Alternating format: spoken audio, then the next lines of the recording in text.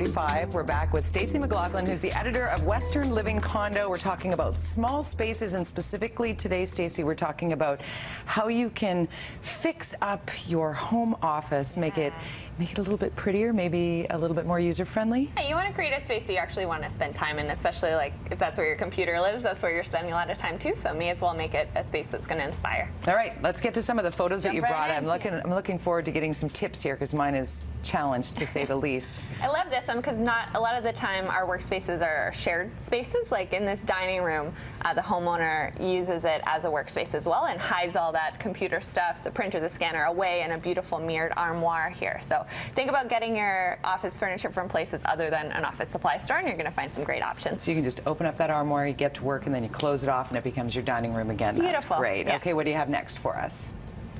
We have, this tip is a space designed by Moss and Oak Interiors, and I'm recommending that people, instead of having a bulletin board or a calendar or hang in their poster, fill your space with artwork, beautiful photographs, paintings that are going to put you in a mood, make it a space that's really enjoyable. I kind of love the hang in there. No, you're right. A really pretty picture that might calm you down in a stressful, yes. So, and I like the minimalist sort of vibe of that, but still, so clean. The cord kind of fits in. Yeah, because that's what I get all hung up on: is where are we putting all the cables and cords? Hide them away. So, as far as where we sit and what we do, we have sorry, yes. I love this space by Gail Guevara. She's set up a floating desk in front of the window. Oftentimes we're feeling weird about a clunky desk in front of the view, but if you install sort of a custom just plank in front of the window, you can make that your inspiring space to sit and work. And the storage is off to the side, that's right? That's so out of the way, out of the view. Because you still need the storage. Like realistically speaking, everybody would love a floating desk, but then where do you put all your tax return stuff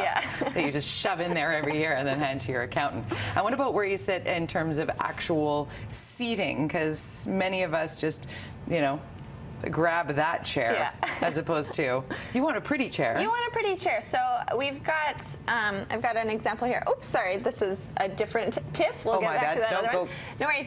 So I love this space by Shift Interiors because they've sort of mixed high and low here, and she's made a custom desk, but it doesn't have to cost a lot. What she's done is taken filing cabinets from IKEA and just put a beautiful oak plank over top, and so it's perfect, exact right size for the space because they cut it to measure. It's got all that storage that you're going to want for those tax returns. But it doesn't have to cost a lot. This is a great tip. I might steal this. That is a great idea. So just a couple of pieces from IKEA, and then pick your slab of stone or wood or whatnot to put up top. Oh, I almost skipped by that on you. Well done. So like stop everything. This one is about chairs. So if you aren't spending a ton of time in your office space, you might want to consider using chairs that match your dining room set, so that when you have those extra guests, you can grab them and set them around the table. Everything matches. But if you are spending, if that's your workspace, if you work from home, it's not maybe practical. These wishbone chairs maybe aren't practical for a day-to-day. So I would recommend investing in an ergonomic chair if that's a space you spend a lot of time in. Is so important. Like you don't want to wreck your back. So the dining room chair is aesthetically pleasing for the designer in all of us, but then when it comes right down to it, what we want to sit in if we're doing 8 hours at a time is this. So I love this Herman Miller chair because it looks great. It's a beautiful piece of design, but also it's going to support your back and look great doing it. So always a good option. It is a handsome looking chair.